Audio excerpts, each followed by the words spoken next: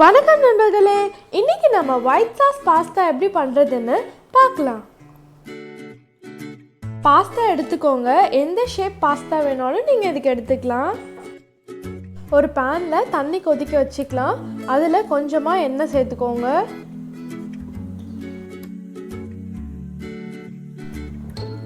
உப்பு கொஞ்சம் சேர்த்துக்கலாம்.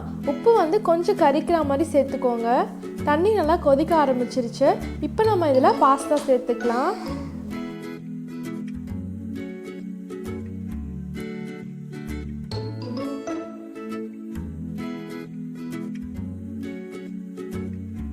இது 10லேருந்து 15 நிமிஷத்துக்குள்ளவே வந்துடும்.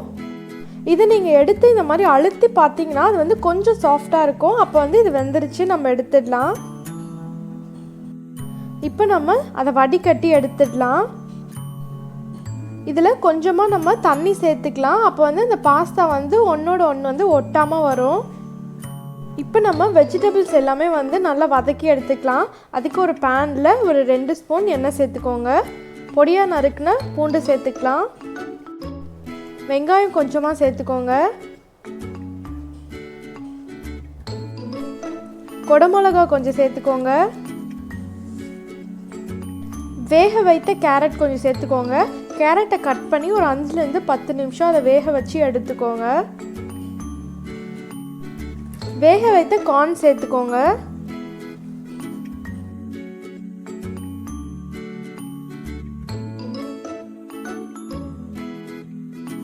இது எல்லாமே உங்களுக்கு நல்லாவே வெந்திருக்கும். அதனால் நீங்கள் அதை கொஞ்ச நேரம் வதக்குனிங்கன்னா போதும். அதாவது ஒரு 5 நிமிஷம் வதக்குனிங்கன்னா போதும்.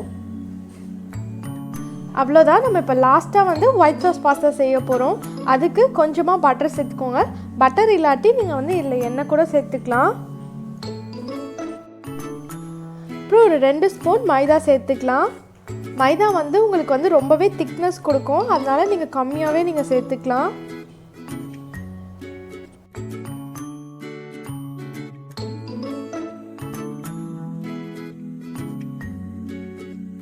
மைதா இந்த மாதிரி பட்டரில் வறுக்கும் போது அதோட வாசனை இன்னும் நல்லாயிருக்கும்.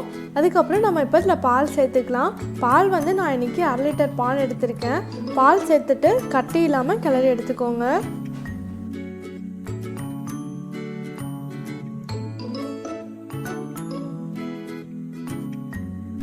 கட்டி இல்லாமல் கிளறதுக்கு உங்களுக்கு கஷ்டமாக இருந்துச்சுன்னா இது கொஞ்சம் திக்காக இருக்கும் போது நீங்கள் ஒரு மிக்சியில் ஒரு அடி அடித்து நீங்கள் இதை எடுத்துக்கலாம். அப்புறம் அது கூட கொஞ்சம் பால் சேர்த்துட்டு இந்த மாதிரி கிளறி விட்டுக்கோங்க. மிக்சியில் நீங்கள் அடிக்கும் போது ரொம்ப சூடாக அல்லது ரொம்ப தண்ணியாக இருக்கும் போது அடிக்காதீங்க, மேலே தெரிச்சிரும். இந்த மாதிரி நல்லா கட்டி இல்லாமல் கிளறி எடுத்துக்கலாம். இதை கொஞ்ச நேரத்துலேயே உங்களுக்கு இந்த மாதிரி நல்ல திக்னஸ் வரும்.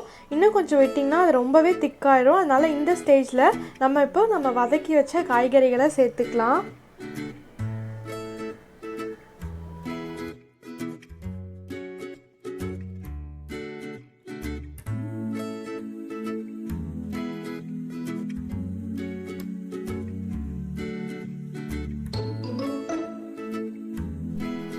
அப்புறம் நம்ம பாஸ்தாவை சேர்த்துக்கலாம்.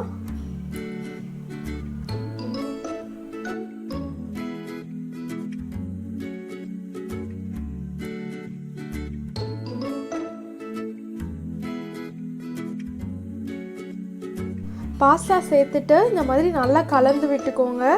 அதுக்கப்புறம் மிக்ஸ்டு ஹர்ப்ஸ் சேர்த்துக்கலாம். இது உங்களுக்கு எல்லா சூப்பர் மார்க்கெட்லேயும் கிடைக்கும். அதுக்கப்புறம் சில்லி ஃப்ளேக்ஸ் சேர்த்துக்கலாம்.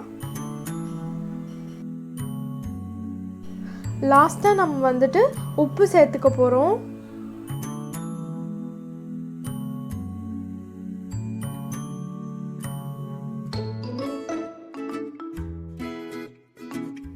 உப்பு சேர்த்துட்டு இதை நல்லா கலந்து விட்டுக்கோங்க.